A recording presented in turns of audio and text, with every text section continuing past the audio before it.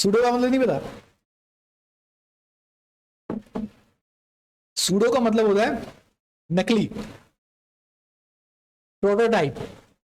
जो कि अभी मार्केट में कोई चीज अगर नहीं आती तो हम उसको क्या कहते हैं? सूडो। जो कि अभी तक रियल नहीं है, एक कॉन्सेप्ट है, एक आइडिया है। तो अब इसका क्या मतलब होगा, सूडो क्लासेस? इसको जरा हम देखते हैं, क्योंकि ज्यादा समझ तभी आएगा जब हम इसको चलते हुए देखेंगे।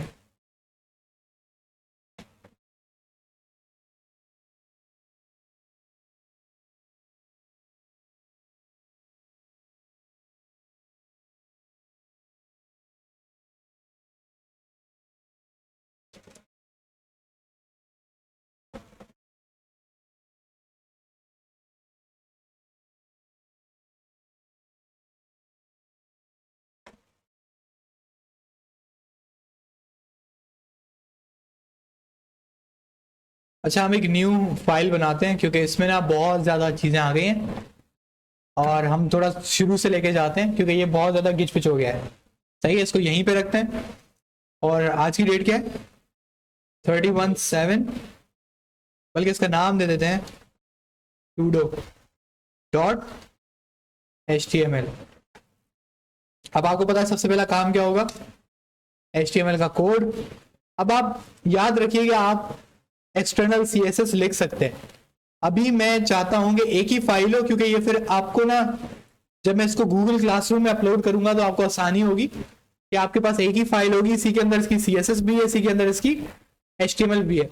इस वजह से मैं ये स्टाइल वाला तरीका इस्तेमाल करूंगा css लगाने के लिए। ठीक है, बात समझ रहे हैं? कि ताकि आप लोगों को ये ना हो कि यार अब आपका गूगल क्लासरूम पे ना इंडेक्स html और css फाइलों की ना भरमार हो जाए, फिर आप बोलोगे आपको ये समझ में नहीं आएगा कौन सी वाली किसकी है। तो इस वजह से मैं क्या कर रहा हूँ, एक ही html की फाइल बना रहा हूँ, उसी के अंदर css भी हम लिख लेंगे। यहाँ पे हम एक काम करते हैं, h1 का टैग बनाते हैं, इसमें हम लिखते हैं हेलो वर्ल्ड। ठीक है, अब आपको पता है कि यहाँ पे इसको थोड़ी स्पेस देते हैं। ये कौन सा वाला सिलेक्टर है? Tag name. और इसका मैं काम करता हूं कलर ब्लू। इस फाइल को हम चलाते हैं। आई थिंक ये तो अब आपको रट गया होगा। नहीं, अब आपको पता है कैसे हुआ, क्या हुआ। अब मैं काम करता हूं, मैंने एक नई चीज लिखी, क्या? Colon hover. अब जरा देखिएगा क्या होता है।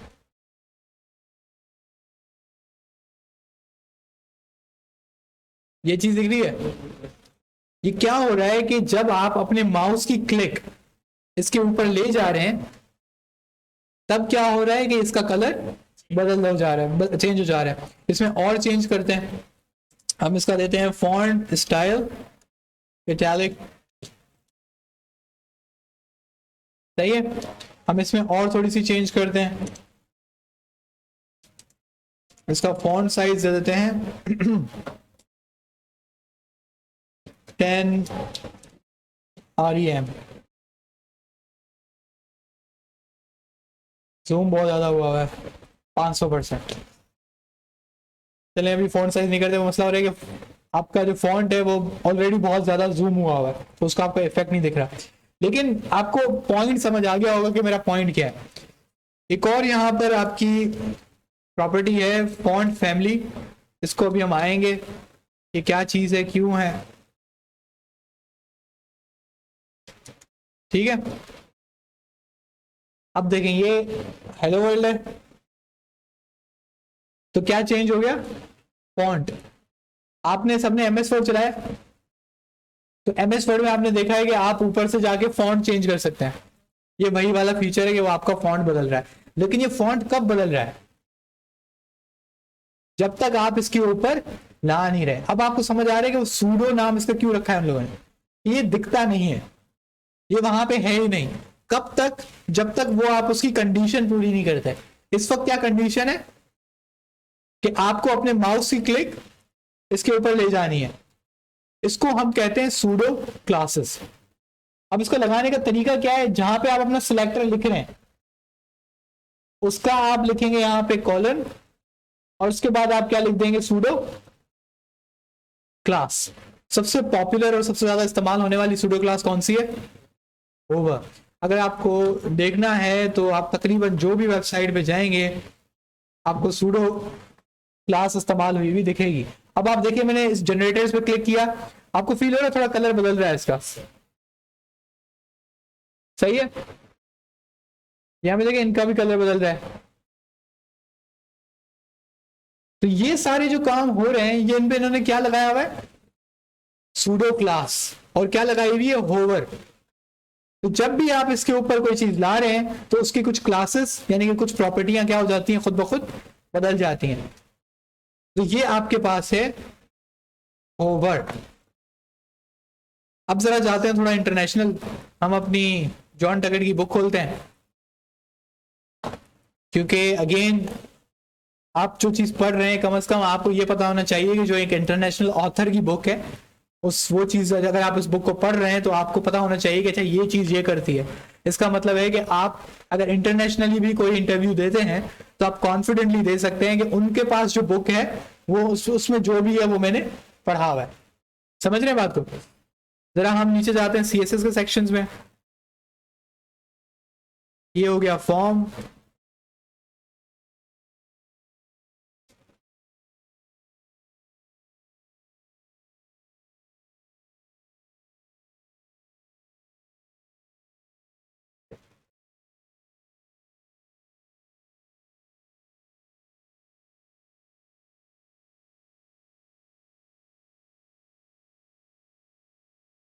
अब चैप्टर 10 हमारे पास है इंट्रोड्यूसिंग सीएसएस, यानी कि हम सीएसएस पे आए।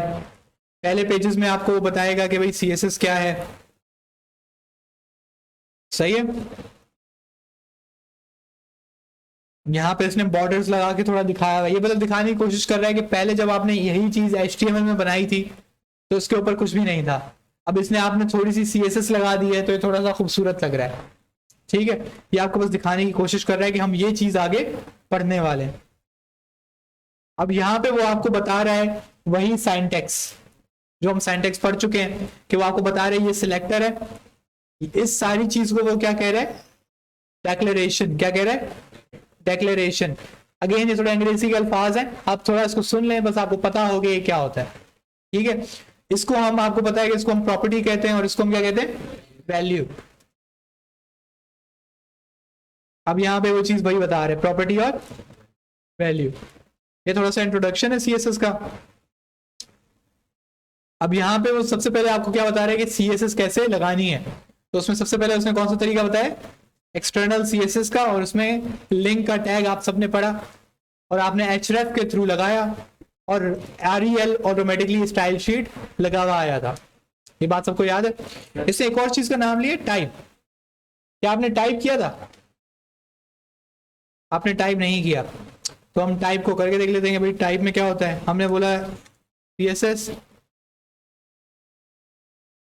यहां पे आप लिख लें टाइप, और टाइप में आप सिंपली लिखते हैं सीएसएस।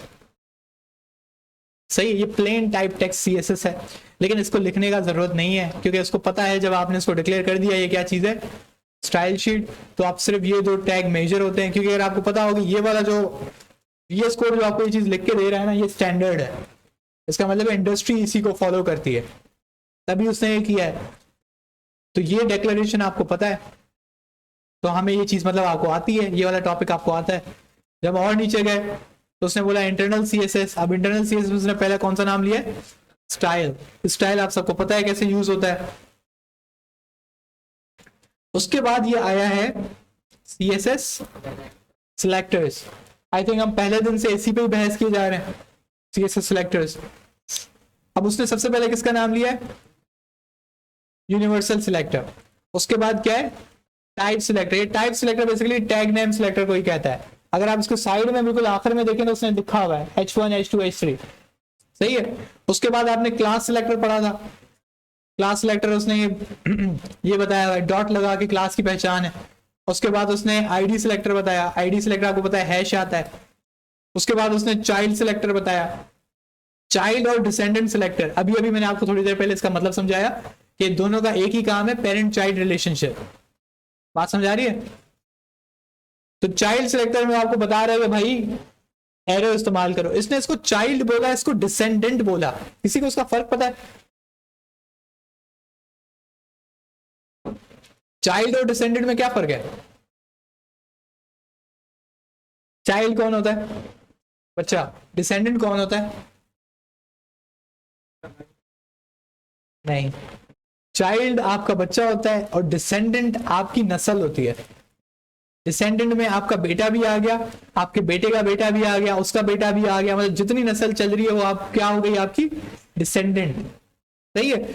ये कहना चाह रहा है कि ये वाला जो आप तरीका इस्तेमाल कर रहे हैं, इसका मतलब है कि पी के अंदर जहां जहां उसको ए दिखेगा ना, वो उन सबको वो प्रॉपर्टी लगा देगा।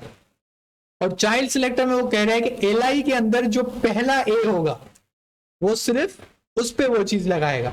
लेकिन मैंने अभी आपको बताया कि आप ये वाला काम, चाइल्ड वाला काम, इससे भी करवा सकते हो। नॉर्मली यही वाला इस्तेमाल होता है डिसेंडेंट वाला, क्योंकि ये ज्यादा ताकतवर है। अगर आपको फर्ज करें, आपको बोलना है कि भाई एक डिव है, उसके अंदर दूसरा डिव है, उसके अंदर तीसरा डिव है, तब जाके ए का टैग है, तो आप क्या कर सकते हैं, सिर्फ आप लिखें डिव स्पेस ए, तो कितना भी अंदर जाके हो ना, वो उसको पकड़ के वो क्लास लगा देगा। सही है? तो ये ज्यादा पावरफुल हो जाता है। अगर आपको इसको गारंटी करना है कि ये किसी और जगह पे ना जाए, तो आप 3 इस्तेमाल कर ले। मतलब पहला डिव लिखें कि भाई ये वाली क्लास वाला या आईडी वाला डिव, इसके अंदर एक डिव है, उसके अंदर ए है, बस वहां पे रुक जाओ। अगर आप ऐसे करके लिखेंगे तो वो वहीं पे रुक जाएगा। जैसे हमने कल देखा था कि हमने कहा कि कंटेनर, कंटेनर के अंदर डिव, डिव के अंदर क्या है, स्पैन, तो वहां तक रुक गया। बात समझ आ रही है? तो ये इस तरीके से हो सकता है। सिबलिंग कौन होता है? आपका भाई या बहन। सही है? सिबलिंग। तो इसका कोई मुझे मतलब समझा सकता है? H1 प्लस पी का क्या मतलब है?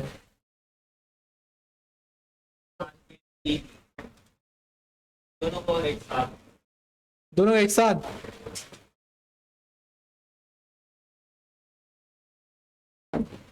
ये सबसे पहली बात तो ये सबसे ज्यादा कम इस्तेमाल होने वाला है।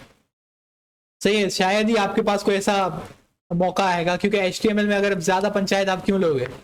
आप बोलोगे यार अगर सही मुझे तरीका नहीं मिल रहा है इसको सिलेक्ट करने का, आप उसमें क्लास लगा दोगे या आप उसमें कोई आईडी लगा दोगे। सही है? इतनी पंचायत होने का कभी कोई, मुझे नहीं लगता कभी आपको कोई मौका मिलेगा।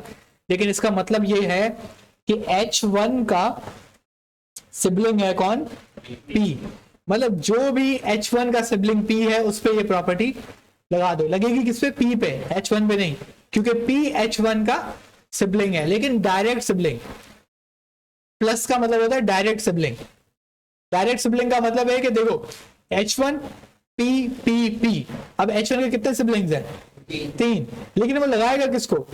H1 के साथ वाला जो P है, यानी कि पहला P। सही है? इसको कहते हैं हम लोग एडजेसेंट P, मतलब जो बिल्कुल आपके साथ है। सही है? और उसके नीचे है जनरल सिबलिंग। अब ये वही वाली कहानी है, ये चाइल्ड और डिसेंडेंट।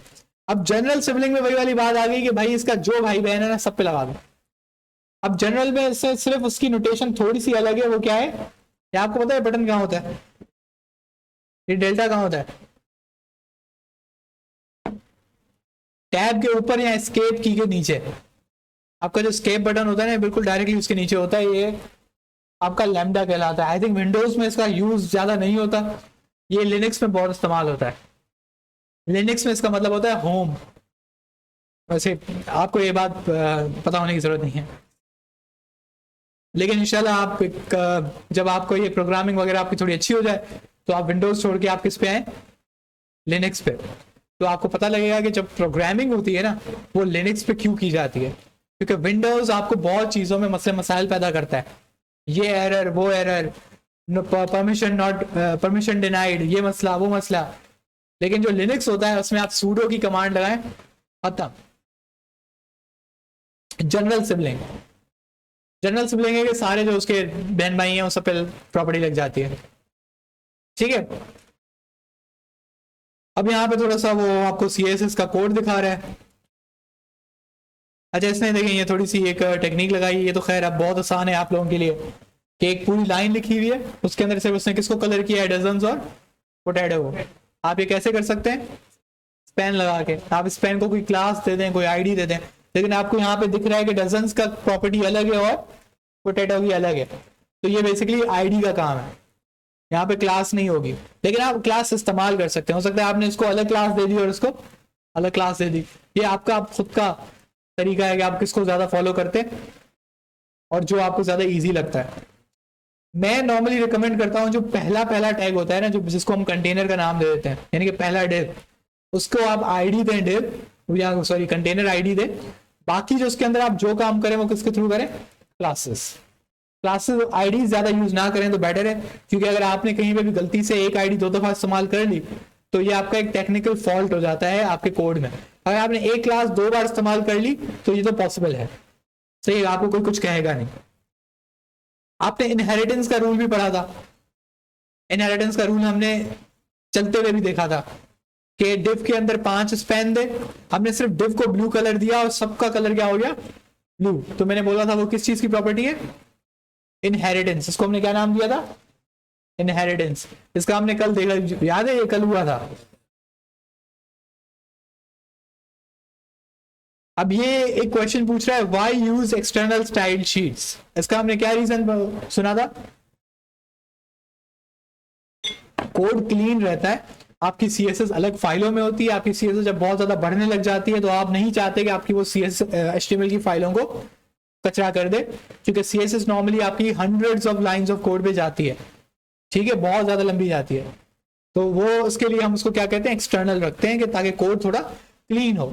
इवन हम लोग ये भी करते हैं कि हम लोग हर सेक्शन की सीएसएस की फाइल भी अलग बना देते हैं। होम सेक्शन की अलग है home dot C S S, about section की अलग है about dot C S S, सही है, और फुटर की अलग है अलग footer dot C S S. इस तरीके से हम क्या करते हैं, कोड को बड़ा अच्छा मैनेज करते हैं। तो फर्ज करें कि मुझे फुटर में कोई काम चेंज करना है तो मैं डायरेक्टली किस में जाऊंगा, footer dot C S S, और मैं वहां पे सी एस एस लगा दूंगा। वरना मेरे साथ मसला क्या होगा, मुझे फुटर की कोई प्रॉपर्टी बदलनी है, अब मैं ढूंढता रहूंगा एक ही पेज में कि भाई फुटर की वो प्रॉपर्टी मैंने कहाँ डिफाइन की थी। बात समझ रहे हैं? अभी आप खुद इससे समझेंगे कोड इतना ज्यादा तवील होता है कि आपको ढूंढना पड़ता है, आप भूल जाते हैं कि मैंने इसकी ये प्रॉपर्टी कहाँ लिखी थी। कमेंट लिखिए उससे कि ये वाला सेक्शन कमेंट्स भी हो सकते हैं, लेकिन अगर ज्यादा बेटर है कि आप एक फाइल का स्ट्रक्चर अलग बना लें तो ज्यादा अच्छा होता है। इवन हमारे पास ये भी टेम्पलेटिंग जिसको हम कहते हैं, तो हम एक फोल्डर बनाते हैं टेम्पलेट्स का, उसके अंदर हम सारी एक्सटर्नल जो हमारी एचटीएमएल फाइल्स होती हैं वो हम लोग प्लेस करते हैं। फिर एक सीएसएस का फोल्डर बनाते हैं, उसमें सारी सीएसएस भरते हैं। फिर एक जेएस का फोल्डर बनाते हैं, उसके अंदर सारी जेएस भरते हैं। फिर उसको आखिरी में मिनिफाई करते हैं, वो एक अलग स्टेप होता है जो हम फाइनली वेबसाइट को जब डिप्लॉय करने जाते हैं तो वो काम करते हैं। लेकिन खैर वो आप फाइनली आखिर में करेंगे। तो ये एक स्ट्रक्चर होता है बेसिक कोई भी वेबसाइट बनाने का। आपको बाहर से कौन सी फाइल दिखती है, index.html, और बाकी आपके पास जो है वो जो बाकी जो HTML की फाइल है वो टेम्पलेट्स, फिर CSS, फिर JS। सही है। तो अब ये पहला इंट्रोडक्शन का चैप्टर यहाँ खत्म होता है। उसके बाद उसने क्या शुरू किया है, कलर। अभी तक जो आप लोग मुझे देखते हुए आए हो, मैं क्या इस्तेमाल कर रहा हूं, कलर का नाम। अब ये देखो मैं red, purple, green, blue, aqua ये सब लगा रहा हूं। लेकिन मुझे पता है कि क्या ये इनफ है, क्योंकि अगर मुझे कोई ऐसा कलर इस्तेमाल करना है जिसका नाम CSS में ना हो, फिर तो मसला है। तो हमें ये पता होना चाहिए कि कलर लगाने के कौन कौन से तरीके हैं।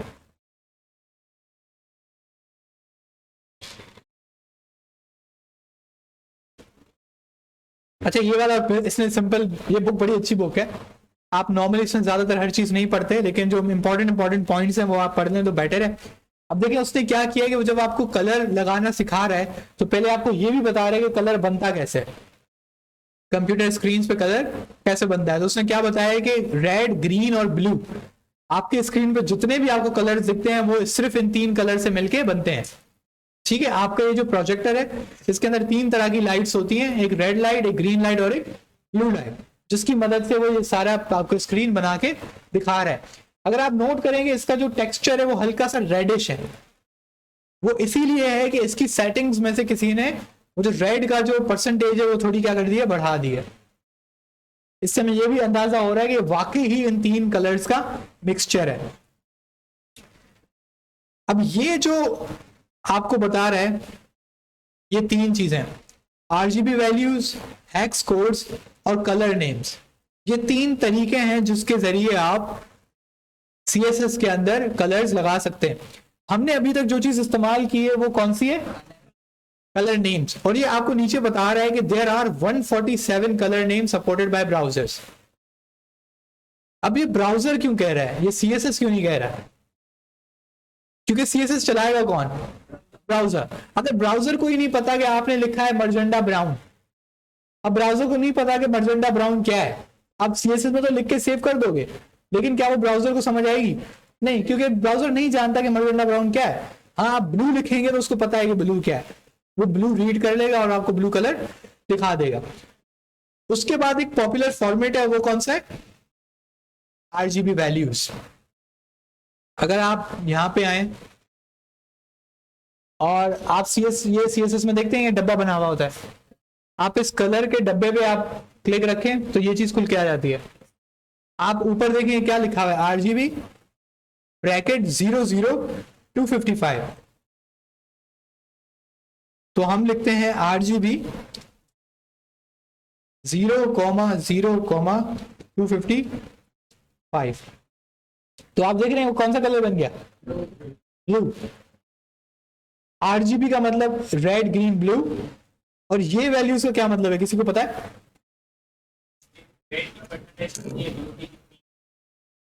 ये बेसिकली आपको बता रहे हैं कॉन्सेंट्रेशन, कि एक कलर, अब पहला वाला जाहिर सी बात है पहला रेड को बताता है, दूसरा ग्रीन को बता रहा है और तीसरा, लेकिन 255 क्यों है? 255 क्यों? ये 1000 क्यों नहीं है? 200 क्यों नहीं है? 500 क्यों नहीं है? नहीं, अगर मैं इसको लगाता हूं 1000 तो आपको दिख रहा है ब्लू दिखा, वो तो गायब हो गया। इसका मतलब 1000 तो नहीं लग सकता।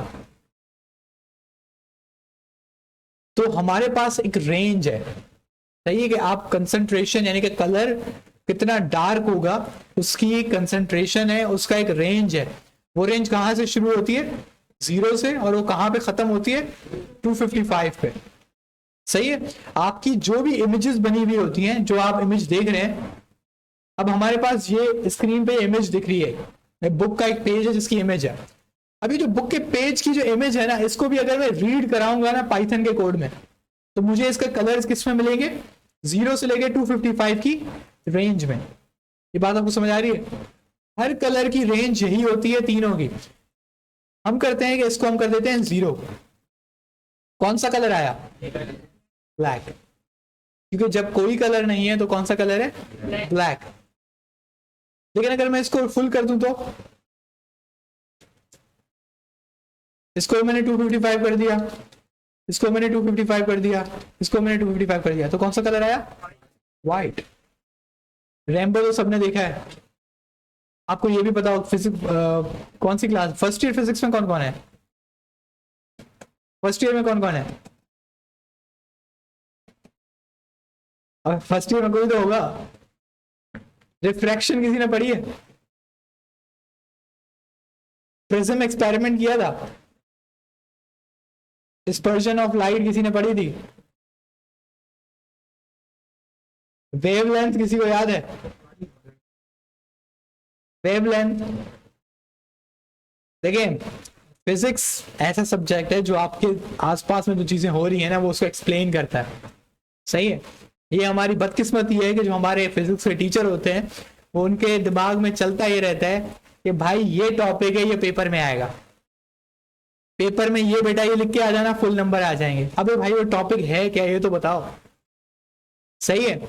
डिस्पर्शन ऑफ लाइट में नोट आएगा, बेटा ये से ये पैराग्राफ आप लिखोगे, उसके नीचे ये इंट्रोडक्शन की हेडिंग लगाना मत भूलना, उसके अंदर ये वाला फार्मूला लिख लेना, इसमें ये चीज लिख लेना, एग्जामिनर फुल नंबर देगा।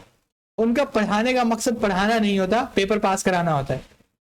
तो जब आप पेपर पास करने के लिए पढ़ते हैं तो फिर आपको वो चीज समझ तो नहीं आती। तो अगर आप फिजिक्स को थोड़ा सा किसी दिन वक्त मिले तो फर्स्ट ईयर की बुक जो है ना, उसका सिर्फ चैप्टर पढ़िएगा और यूट्यूब पे उस चैप्टर का नाम लिखिएगा।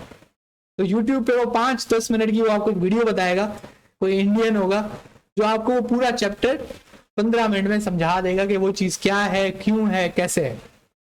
सही है। अब ये जो चीज आप पढ़ रहे हो 255 वो वाइट हो गया, ये आपने फिजिक्स में फर्स्ट ईयर में पढ़ा है, इसको आपने डिस्पर्शन ऑफ लाइट में पढ़ा था कि जो एक सनलाइट है व्हाइट कलर है, लेकिन व्हाइट कलर में हर कलर का कंप्लीट मिक्सचर होता है। ये बात आपको पता है, जब हर तीनों किस्म के कलर यानी कि रेड, ग्रीन, ब्लू आके मिक्स होते हैं तो कौन सा कलर बनता है? व्हाइट। लेकिन आपको रेनबो क्यों दिखता है? रेनबो इसलिए दिखता है कि हर कलर की वेव लेंथ अलग होती है, तो जब वो पानी से रिफ्रैक्ट होती है तो उसके बाद उसकी वेव लेंथ अलग अलग एंगल पे मुड़ जाती हैं। जब वो अलग अलग एंगल पे मुड़ती हैं तो आप लोगों को बेसिकली अलग अलग कलर्स दिखना शुरू हो जाते हैं, तभी आपको वो रेनबो बना हुआ दिखता है। सही, ये इसके पीछे फिजिक्स है, इसके पीछे आप पढ़िएगा। और वो रिफ्रैक्शन होती है आप लैब में प्रिज्म के थ्रू करते हो, आसमान में वो पानी के ड्रॉपलेट से होती है। बात समझ आ रही है? तो ये डिस्पर्शन है, ये कलर्स हैं। तो कलर्स अगर आपको समझने हैं तो आपको व्हाइट लाइट का मकसद समझना होगा कि वो व्हाइट नहीं है, उसमें हर किस्म का कलर है। और दूसरी चीज, आपको कोई कलर कैसे दिखता है? आपकी आंख में ये बात पता है कि रिसेप्टर्स हैं, ये भी फिजिक्स में है। मुसलमान साइंटिस्ट था जिसने बात डिस्कवर की थी यार, उसका नाम क्या था? मैट्रिक फिजिक्स में आई थिंक, जिसमें बताया जाता है कि अल-बैरूनी कौन था। अल-बैरूनी का पूरा नोट याद कर लो बेटा, ये उसकी किताबें हैं। सही है, पता नहीं लॉन्ग में आएगा कि शॉर्ट में आएगा, मैं भूल गया हूँ। सही है, अल-ख्वारिज़मी बेटा याद कर लो, अलगोरिथम्स का चीता था। सही है, उसके बाद वो इब्न अल-हैशम को याद कर लो, अल-जाबर इब्न हयान को याद कर लो, अल-जाबर इब्न फादर ऑफ अल-जबरा। सही है, तो ये सारे जो साइंटिस्ट थे उनमें से एक नाम था इब्न अल-हैशम का। इब्न अल-हैशम की किताब थी जिसके में वो ऑप्टिक्स के बारे में बात करता है। तो ऑप्टिक्स में उसने ये बात बताई थी कि आपकी आंख के अंदर कुछ रिसेप्टर्स हैं जो अलग अलग कलर्स को रिसीव करते हैं। सही है, एक जो आपका सेट है वो रेड कलर को रिसीव करता है, एक आपका रिसेप्टर ग्रीन को और एक रिसेप्टर ब्लू को। इस तरीके से आप जो भी चीज देखते हैं वो आपको अलग अलग रंगों की दिखती है। कलर ब्लाइंडनेस का नाम सुना है? कलर ब्लाइंडनेस तभी होती है जब आपके एक मखसूस रंग के जो रिसेप्टर्स हैं वो काम करना बंद कर देते हैं। अब वो बंदा कंप्लीटली ब्लाइंड नहीं होता, वो क्यों? क्योंकि उसके अभी भी दूसरे रिसेप्टर्स हैं जो काम कर रहे हैं, और आपकी आंख के अंदर वो बिलियंस ऑफ रिसेप्टर्स होते हैं, थोड़े भी नहीं होते। ऐसा भी नहीं है कि 2-3 लगे हुए हैं, नहीं, वो बिलियंस होते हैं कि अगर कुछ डाई भी कर जाए, कुछ मर भी जाए तो बाकी अभी अवेलेबल हों। लेकिन जैसे जैसे आपकी उम्र बढ़ती है तो उनकी मरने की तादाद ज्यादा हो जाती है, और यही वजह है कि बूढ़ों को कम दिखाई देना शुरू होता है। सही है, तो ये थोड़ी सी कुछ साइंस है, आपको पता होनी चाहिए, आपको जिंदगी में कभी ना कभी फायदा देगी, और वेब डेवलपमेंट के भी आपके इसका फायदे हैं। सही है, अब आते हैं इसके 255 पे दोबारा वापस। तो जब हमने इस तीनों को मिक्स किया तो हमारे पास क्या बन गया? व्हाइट। अब इसका मतलब आप समझ गए होंगे कि अगर मैं ग्रीन को 255 रखता हूं और बाकी सबको 0 करता हूं तो मुझे क्या मिल जाएगा? ग्रीन। ठीक है, इसी तरीके से जब मैं ब्लू का 255 रखूंगा तो मुझे ब्लू मिलेगा, फिर मैं रेड को सिर्फ 255 रखूंगा तो मुझे क्या मिलेगा? रेड। अब इसी को देखते हुए आप सारे कलर्स बनाते हो। सही है, अब मैंने एक रैंडम कलर एक सिलेक्ट किया और मुझे उसका वैल्यू मिल गई क्या? 0, 81 और 255। अब दुनिया का कोई भी कलर है, उसकी आपके पास RGB वैल्यू है तो आप यहां पे क्या कर सकते हैं? पे कर सकते हैं। अगर आप आई थिंक गूगल, ये वाला भी आपके पास बहुत अच्छा फीचर है, और अगर आप गूगल पे आते हैं आई थिंक कलर पैलेट, सही है, कलर पैलेट में ये आपको कुछ क्या बताता है? कलर पैलेट्स देता है। सही है, अब बच्चे क्या गलती करते हैं कि वो रैंडम ब्लू कलर की हेडिंग दे दी, रेड कलर की सब हेडिंग दे दी, बैकग्राउंड कलर ग्रीन दे दिया, तो क्या हो जाता है? पूरा गोला गंडा। और गोला गंडा देखते ही पता लगता है कि बेचारे ने अभी अभी नया नया सीखना शुरू किया है, कोई मसले वाली बात नहीं है, फिलहाल पास कर दो। लेकिन डिजाइन थिंकिंग एक पूरा कॉन्सेप्ट है कि एक कलर दूसरे कलर के साथ किस तरीके से मैच करता है। तो ये एक बहुत जबरदस्त वेबसाइट है कलर हंट के नाम से। सही है, आपको दिख रही है हेडिंग? Colour Hunt. आप गूगल पे लिखेंगे कलर पैलेट तो आपको बहुत सारी वेबसाइट मिल जाएंगी, उनमें से ये भी बहुत अच्छी है। ये आपको ना एक कलर पैलेट बना के देती है। इस पैलेट का क्या मतलब है कि फर्ज करो आप एक वेबसाइट बनाने जा रहे थे, सही है, आप यहां पे देखते हो कि यार ये वाला जो कलर का सेट है ना मुझे बड़ा अच्छा लग रहा है, सही है, तो अब इसमें जो कलर्स है ना, आप सारी वेबसाइट में सिर्फ यही कलर्स इस्तेमाल करो तो आपकी वेबसाइट बड़ी बेहतरीन दिखती है कि हर चीज कॉन्ट्रास्ट में बड़ी बेहतरीन बैठ रही है और कोई भी गोला गंडा नहीं है, सही है। फर्ज करेंगे आपने जो नेविगेशन बार है वो किसमें दी हुई है, इस कलर में, और आपने होवर करने पर, वो जो नहीं ऊपर होवर करने पर कलर बदल रहा था, वो ये वाला कलर दिया हुआ है, सही है। आपने जो नीचे टेक्स्ट लिखी हुई है वो इस कलर की लिखी हुई है, और इसी तरीके से जो आपने बैकग्राउंड दिया हुआ है वो ये लास्ट वाले कलर का दिया हुआ है। जो पूरी वेबसाइट है आपको फील होगा कि एक बेहतरीन कलर का, एक कॉन्ट्रास्ट कलर्स का बन रहा है, ठीक है। तो ये आप ऐसे कलर्स की सिलेक्शन करते हैं। उसके अलावा आपके पास क्या चीज है, आरजीबी वैल्यू सबको समझ आ गई। उसके बाद फाइनल चीज क्या है, हेक्स कोड। किसी ने कंप्यूटर साइंस पढ़ी है? हेक्साडेसिमल क्या होता है?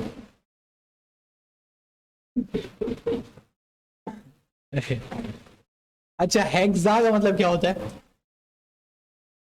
केमिस्ट्री 9 क्लास की, hexa molecules, hepta molecules, octa molecules, benzene ring, ये बात याद आ रही है थोड़ी? बेंजीन रिंग याद है? पूरा चैप्टर है यार, पूरा चैप्टर है। अगर बेंजीन रिंग नहीं पता था तुम लोगों ने, कौन सी first year chemistry, second year organic chemistry second year, हाँ, तो सेकंड ईयर कैसे पास करोगे ये नहीं पता, अगर पास कर लिया तो बहुत बड़ी बात है। तो बेंजीन रिंग के भी कुछ कोने होते हैं, सही है, उनकी जो काउंटिंग है उससे हमारे एक ग्रीक जबान के कुछ लफ्ज हैं जो उसको रिप्रेजेंट करते हैं। पेंटागन का नाम सबने सुना है? पेंटागन को पेंटागन क्यों कहते हैं? गॉन का मतलब होता है ज्योमेट्री, सही है, ज्योमेट्री, और पेंटा का मतलब होता है 5, तो 5 ज्योमेट्री। तो बेसिकली पेंटागन क्या है, 5 उसके कॉर्नर्स हैं, तो उसको हम क्या कह रहे हैं, पेंटागन। उस बिल्डिंग का नाम पेंटागन उन्होंने ऐसे ही नहीं रखा, उस बिल्डिंग के 5 कोने हैं, तो उसके 5 कोने, तो उसका उन्होंने नाम रख दिया पेंटागन, और इस ज्योमेट्री को कहते ही पेंटागन है। अगर आपको कोई भी ऐसी ज्योमेट्री दिख रही है इसके 5 कोने, तो आप उसको बोलोगे पेंटागन। उसके बाद आता है हेक्सागन। हेक्सागन के कितने होते हैं? हाँ नहीं, अभी भी है, अभी भी है, उन्होंने बना लिया। हेक्सागन जो होता है वो, उसके अंदर कितने आपके कोने होते हैं? 6। अब हेक्साडेसिमल का इससे क्या ताल्लुक है? हेक्साडेसिमल का इससे ताल्लुक है कि उसके नंबर ऑफ डिजिट्स कितने हैं। अब इससे क्या होता है, ये हेक्साडेसिमल क्यों बीच में आया? जब आपकी नॉर्मली जो सबसे ज्यादा जो कलर जो शेयर होता है ना, जब आपको कोई कलर बताता है तो वो किसमें, वो आपको बताता है हेक्सा कोड्स। किसमें बताता है? Hexa codes. उसकी वजह क्या है कि आरजीबी का जो कोड होता है ना, ये इसमें आप ज्यादा मिकदार के कॉम्बिनेशंस आप बना सकते हो, लेकिन इसमें थोड़ा सा कलर के आगे पीछे होने के चांसेस होते हैं, समझ रहे हैं? मतलब आपको किसी ने बता दिया कि भाई 250,81,122 ये एक कलर है, लेकिन हो सकता है कि उसकी स्क्रीन में थोड़ा सा कलर डिफरेंट दिखे, मेरी स्क्रीन पर डिफरेंट दिखे, सही, ये डिफरेंट कलर का एक तरीका है। लेकिन ये जो हेक्सा कोड होता है ना, ये कुछ ऐसा दिखता है। अगर आप देखें तो इसमें आईडी वाला हैश है, इस पूरे को हम क्या कहते हैं? हेक्सा कोड या हेक्सा कलर। ये हमेशा यूनिक होगा आपके कलर का, सही है, हमेशा यूनिक होगा, इसके जैसा कोई और कलर नहीं आएगा। तो जो नॉर्मली सबसे ज्यादा इस्तेमाल होता है वो कौन सा होता है? Hexa code. अगर आप फिर इस वेबसाइट पे आए तो आपको दिख रहा है ये मुझे क्या दिखा रहा है?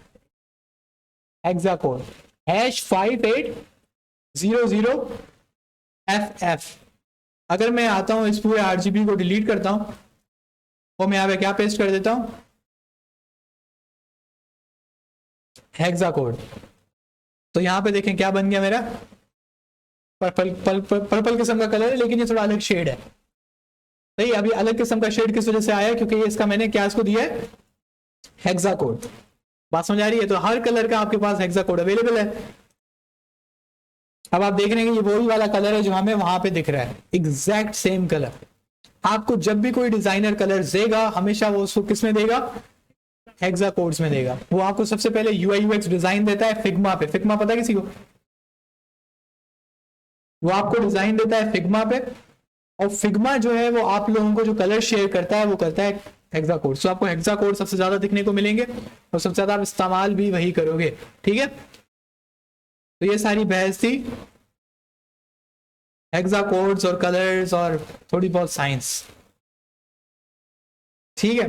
तो कलर्स के पीछे इतनी सारी साइंस है, कलर मामूली चीज नहीं है, और कलर्स पे ही आपकी वेबसाइट का यूआई डिपेंड करता है। अब आप देखेंगे इस बुक, ये बुक बड़ी अट्रैक्टिव लगती है। उसकी वजह क्या है, इसने कलर्स जिस तरीके से चूज किए हैं, इसका बैकग्राउंड कलर आपको दिख रहा है, इसने डार्क चूज किया है। उसके बाद उसने उसकी हेडिंग्स का कलर है जो कि नॉर्मली दिखने में वाइट है, लेकिन हो सकता है वाइट का थोड़ा अलग शेड हो। तो ये सारी कलर एक पूरी साइंस है बेसिकली। इसके लिए यूआई यूएक्स डिजाइनर्स को बाकायदा ट्रेन किया जाता है कि आपको कलर किस तरीके से चेक करने हैं। सही है। अभी इस पे ये आप इसको फिलहाल ना देखें क्योंकि आप इतनी इंफॉर्मेशन लें जितनी आप हजम भी है। सही है, जो चीजें इंपॉर्टेंट है पहले हम उनको देखेंगे। अब यहाँ पे एक नया कॉन्सेप्ट, एक नया टॉपिक है, वो क्या है, ओपेसिटी। अब ये बहुत ज्यादा इस्तेमाल होता है, इस वजह से हम आपको पढ़ा रहे हैं। अब ओपेसिटी क्या है, ओपेसिटी को पहले देख लेते हैं, उसके बाद बातें करते हैं। यहां पे आके मैं इसको कह रहा हूं, बल्कि मैं इसको कह रहा हूं यहां पे H1। मैं यहां पे क्यों नहीं लिख रहा, ये वाली प्रॉपर्टी सिर्फ तब एक्टिवेट होती है जब मैं उस पर होवर करता हूं। लेकिन मैं चाह रहा हूं कि जब मैं उसको होवर ना भी करूं तो ये वाली प्रॉपर्टी उस पर लगे, तो मैं उस पर प्रॉपर्टी देता हूं, उसका नाम क्या है, ओपेसिटी। ओपेसिटी में उसको दे रहा हूं 0.5 डेसिमल 5। तो अभी इसको आप देख रहे हैं वो कैसा दिखा रहा है, थोड़ा सा उसने इसको क्या कर दिया, धुंधला। अब ये देखें इसका कलर भी थोड़ा डिफरेंट डिफरेंट लग रहा है क्योंकि उसने कलर को क्या कर दिया है, धुंधला कर दिया है। तो ये आपकी ओपेसिटी है, ओपैकनेस। जब आपको कोई चीज, जैसे अब ये दीवार है, ये ओपैक है। ओपैक का मतलब होता है आप उसकी उस तरफ नहीं देख सकते, यानी फुल कलर। अब ये हाफ ओपैक का मतलब होता है ओपेसिटी 50% का मतलब होता है कि आपने उसको आधा ट्रांसपेरेंट कर दिया है। और जीरो का क्या मतलब होगा, बिल्कुल ट्रांसपेरेंट। अगर इसको ओपेसिटी 0 लगाएं तो वो गायब ही हो गया। अब वो वहां पर है लेकिन आपको दिख नहीं रहा है, बात समझ रहे हैं। ये टेक्निक इस्तेमाल होती है बहुत ज्यादा वेबसाइट्स पे कि यूजर्स को कोई चीज पहले नहीं दिखानी, सही है, कुछ टाइम बाद दिखानी है, या कोई वो बटन क्लिक करें तो दिखानी है, या वो होवर करें कहीं पे तो तब उसको दिखानी है। तो पहले हम क्या कर देते हैं, ओपेसिटी 0, फिर उसके बाद हम उसको लाके क्या कर देते हैं, ओपेसिटी 1। जब आप ओपेसिटी 1 करते हैं तो वो बिल्कुल डार्क वो चीज सामने आ जाती है। ओपेसिटी जो है वो कहां से शुरू होती है, 0 से कहां पे खत्म होती है, 1 पे। अब ये काम आ जाती है दोबारा परसेंटेजेस पे। परसेंटेज समझते हैं सब, 0.5 का क्या मतलब है, कितनी परसेंट, 50%। 0.33 33%। ये बेसिकली ये बच्चे जो थोड़ा टेंशन से देख रहे हैं ये क्या बच्चे कर रहे हैं, तो परसेंटेज जो होती है वो बेसिकली कैसे बनती है कि आप किसी भी चीज को मल्टीप्लाई करते हैं किससे, तो वो क्या बन जाती है, परसेंटेज। तो जब मैं लिख रहा हूं 0.33 तो बेसिकली मैं क्या बता रहा हूं, 33%। और अगर यहां पे होता है 0.75 तो ये क्या हो जाएगा, 75%। अब आप देख रहे हैं कि अब आप खुद अपने ग्रेड्स का सोचें कि जितना पीछे पीछे पीछे तो मतलब उतने कम ग्रेड। अब ओपेसिटी के साथ भी यही है, जितनी कम ओपेसिटी वो उतना ज्यादा धुंधला, जितनी ज्यादा ओपेसिटी वो उतना ज्यादा वो दिखने में आपको इजी लगेगा। तो ये आपको ओपेसिटी है। एक तो ओपेसिटी लगाने का ये तरीका है, एक और तरीका है कि जब आप यहां पे RGB दे रहे थे, आप इसके साथ एक और दे सकते हैं RGB ए बता रहे हैं कि अब मैं इसको क्या बताने वाला हूं, ये कौन सा कलर आएगा, तीनों जीरो पे कौन सा कलर आएगा, ब्लैक। अब इसको मैंने आखिरी में लेकिन चौथा एक पॉइंट दिया क्या, 0.5। और यहीं पे आपको वो बता रहे हैं कि हल्का सा लाइट कलर का, यहां पे आप देखें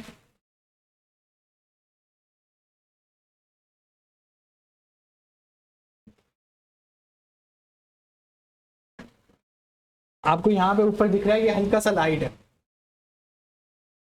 सही है। यहीं पे आपको बता रहे हैं कि 0.5 ओपेसिटी का क्या असर आएगा, सही। ये दूसरा तरीका है क्या देने का, ओपेसिटी। तो ओपेसिटी कलर्स दोबारा से इसको नहीं करते। अब HSL में अपना है हेक्स कोडिंग आपने पढ़ ली है। अच्छा, मुझे मुझे पर्सनली फील होता है कि ये वाला तरीका ज्यादा अच्छा है कि आप सिंपल एक कलर दे दो, उसके बाद आप ओपेसिटी की प्रॉपर्टी लगा के आप अलग से प्रॉपर्टी दे दो, ओपेसिटी अलग दे दो, सही। खामखा RGBA, क्योंकि जितनी ज्यादा आप चीजें याद करेंगे उतनी फिर आपको वो पुरानी चीजें भूलती भी जाती हैं। तो मैं कहता हूं आप एक चीज याद कर लो जिसमें सारे काम हो सकते हैं, सही है। अब आपने कलर याद कर लिया ना, तो कलर को बस कलर की तरह ही रखो। उसके साथ अब आपको याद रखना है कि बस ओपेसिटी लगानी है, तो क्या लिख देना है, ओपेसिटी। ज्यादा इसमें मुश्किल पैदा क्यों करनी है।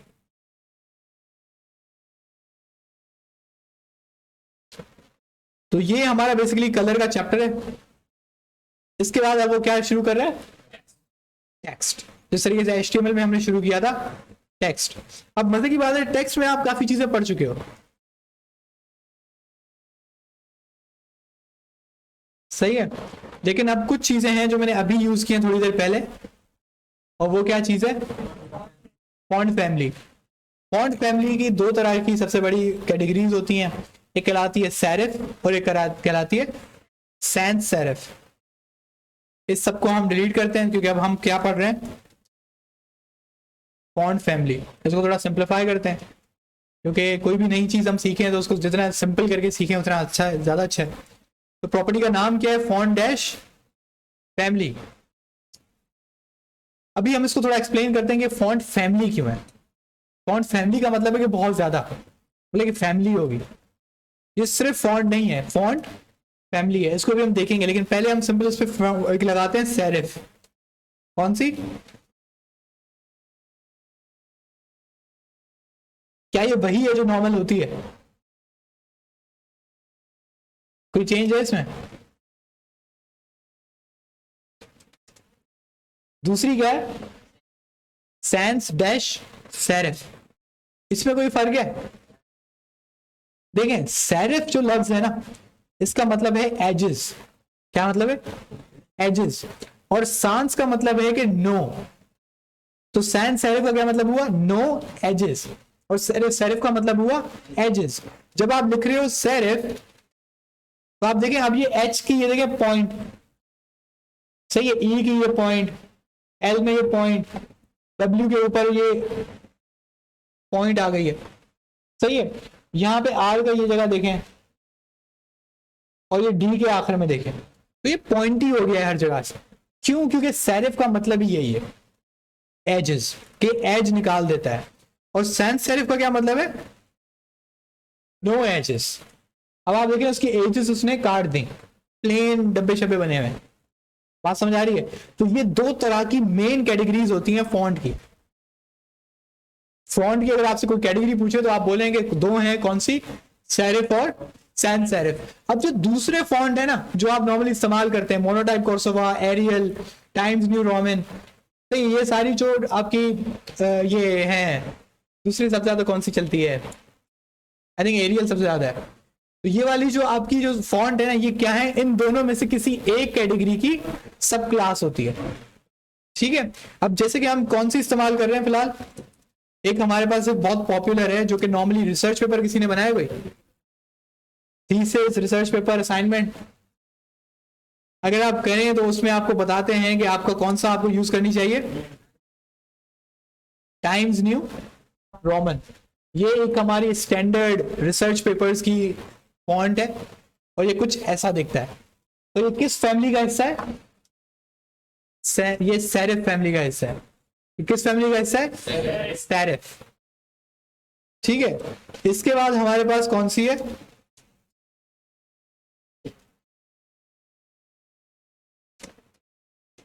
कौन सी है, एरियल।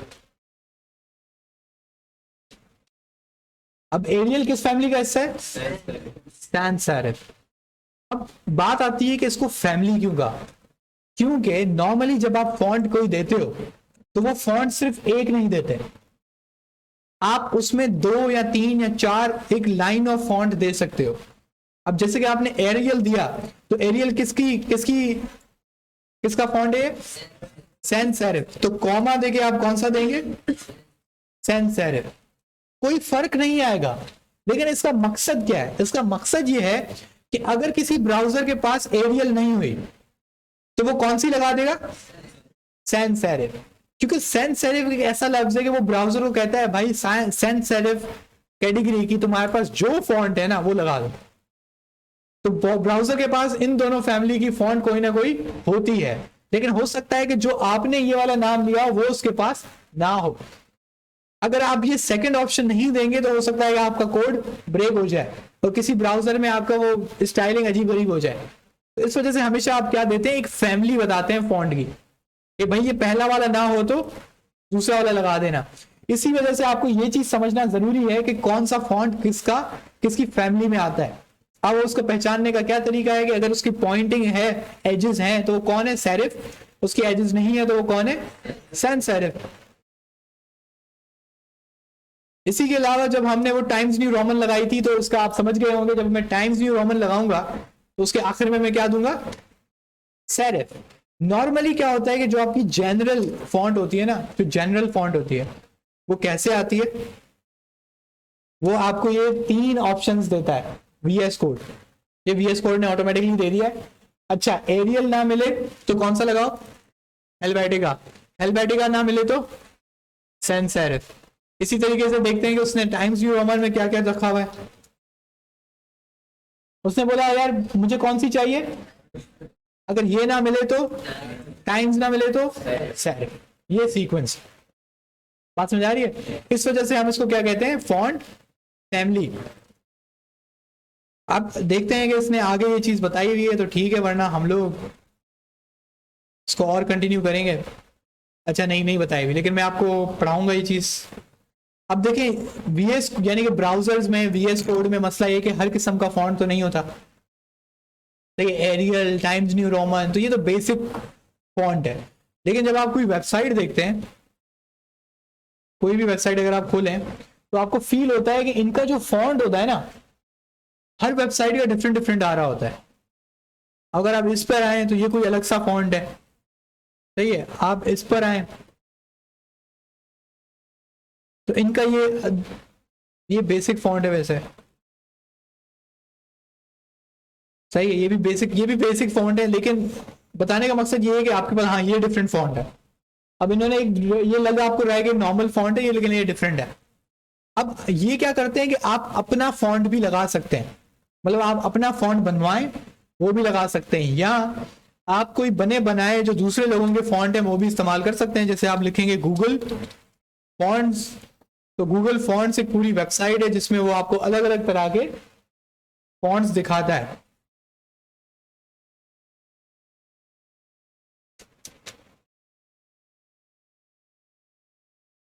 अब ये देखें, ये पूरी गूगल की वेबसाइट है जिसपे उसने अलग अलग किस्म के फॉन्ट्स आपको दिखाए हुए। अब वो ये देखें ये सब कैसा है, जैसे कि किसी बंदे ने लिखा हुआ है। अब ये तरह के जो फॉन्ट्स है ना, ये आपको गूगल बता रहा है कि आप यहाँ से उठा सकते हैं और अपनी वेबसाइट पे इस्तेमाल कर सकते हैं। लेकिन अभी तक आप लोगों ने ये नहीं पढ़ा कि ये जो आउटसाइड का कोई फॉन्ट है वो मैं कैसे लगा सकता हूँ, सही है ना। तो ये चीज आपकी रह गई है, लेकिन आपका टाइम हो गया 10:30। तो आज बेसिकली हमने क्या पढ़ा? हमने ज्यादातर जो टाइम गुजारा वो हमने कलर्स को समझा, सही है। उसके बाद हमने ये चीज देखी है कि जो बुक के जो एक सीक्वेंस था हम उसको फॉलो कर रहे हैं, सही है। और बुक को फॉलो क्यों करना जरूरी है? क्योंकि अगर आप आगे चल के इंशाल्लाह कोई फ्रीलांसिंग का इंटरव्यू देते हैं या किसी इंटरनेशनल कंपनी में कोई इंटरव्यू देते हैं तो आपको ये कॉन्फिडेंस होगा कि जो उन्होंने चीजें पढ़ी हुई हैं वो ही आप ही ने पढ़ी हुई। ऐसी बात नहीं है कि जो अल्फाज वो लोग बोलेंगे आपको समझ में नहीं आए, सही है। तभी मैं जानबूझ के वो अल्फाज इस्तेमाल करता हूँ जो मुझे पता है कि बुक्स में है, ठीक है। अब आपको ये कितनी अजीब सी बात होगी कि आपको एक चीज पता है, अब लेकिन उसने वर्ड ऐसा यूज कर लिया जो आप बोल रहे हैं यार ये पता नहीं क्या है, और बाद में आपने गूगल पे जाके लिखा, आप बोलो यार ये तो मुझे पता था, सिर्फ मुझे इसका ये लफ्ज नहीं पता था। बात समझ रहे हैं? जैसे आपको यहाँ से पूछ ले कि भाई what is inheritance in CSS, अगर आपको इनहेरिटेंस का मतलब नहीं पता था तो आप बोलते यार ये पता नहीं क्या है, लेकिन आपने ये चीज देखी हुई है, कि अगर पेरेंट पे कोई प्रॉपर्टी लगाओ और उसके चाइल्ड में कोई और प्रॉपर्टी नहीं लगी हुई तो वो अपने पेरेंट की प्रॉपर्टी उठा लेता है। आपको कॉन्सेप्ट क्लियर था, आपने पढ़ा हुआ भी है, बनाए उससे चीजें काम भी किया हुआ है, लेकिन सिर्फ लफ्ज की वजह से मसला हो गया। इस वजह से हम क्या कर रहे हैं कि हम बुक को थोड़ा बहुत साथ लेके चल रहे हैं। इसके अलावा आप जब ये बुक घर जाके देखेंगे और अगर आपको कोई चीज प्रॉपर्टी है, किसी के बारे में दोबारा पढ़ना है, तो आप टॉपिक खोलेंगे और उसको खोल के आप चेक कर लेंगे इसमें क्या लिखा है। ठीक है, तो नेक्स्ट क्लास का ये एजेंडा होगा कि सबसे पहले हम लोग फॉन्ट को एक्सटर्नली लगाना सीखेंगे, ताकि जो बाहर वाला फॉन्ट है, जैसे ये वाले हमें जो दिख रहे हैं, ये हम कैसे इस्तेमाल कर सकते हैं अपनी वेबसाइट पे। उसके बाद इसी बुक्स के जो टेक्स्ट वाली चीजें हैं वो हमें और पढ़ेंगे। सही है, अब ये वाली चीज इसने हो सकता है आगे जाके बताई हो, लेकिन अभी नहीं बताई, लेकिन हम अभी पढ़ लेंगे। तो हम इसके तरह से हम टेक्स्ट वाला चैप्टर खत्म कर देंगे। उसके बाद आई थिंक आपका जो शुरू होगा वो थोड़ा अलाइनमेंट्स का चैप्टर शुरू होगा। ठीक है, तो जब वो शुरू होगा तो हम इंशाल्लाह उस पर भी बात करना स्टार्ट करेंगे। और चलें फिर नेक्स्ट वीक इंशाल्लाह आपसे मुलाकात होती है। अल्लाह हाफिज़।